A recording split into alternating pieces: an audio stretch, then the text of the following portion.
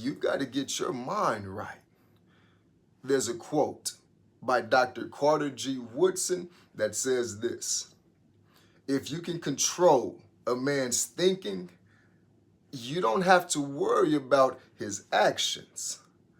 Most people believe that success begins with access, resources, and wealth, but it doesn't.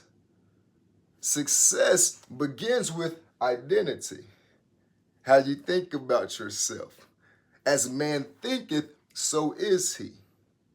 Now, identity is much more than how you view yourself. It is what you believe you are capable of.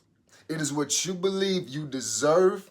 It is the standard in which you hold yourself to. And ultimately, it is the position in which you take in this world.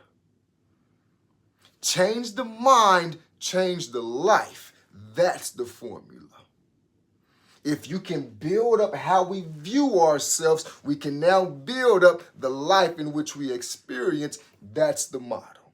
Once you then have a strong mindset, a strong identity, you can build some skills. Skills that look like leadership, communication, problem solving. Because skills allow you to pull yourself up and change your own situation and circumstances. Your skills create value, and value creates opportunity. Opportunity for ownership. Now, what does that look like? It looks like assets. It looks like wealth. It looks like decision making. When you are in positions of leadership and ownership, you create the opportunities. You open the doors. You take your life into your own hands. Ownership, opportunity, it looks like freedom. It looks like freedom to where our last destination, self-determination. Having the freedom, having the agency to decide your own future. You decide your success. That is the vision. That is the goal for our communities.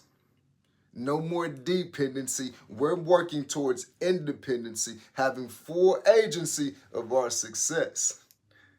Now, Mr. TJ, I didn't hear you mention racism, discrimination, lack of access to opportunities. Aren't those things important? Absolutely.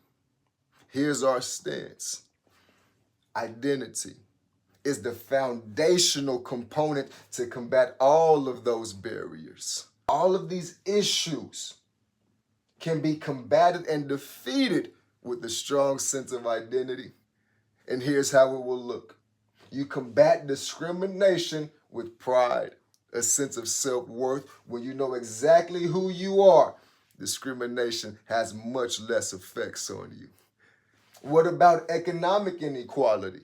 Mr. TJ, identity will combat economic inequality with group economics.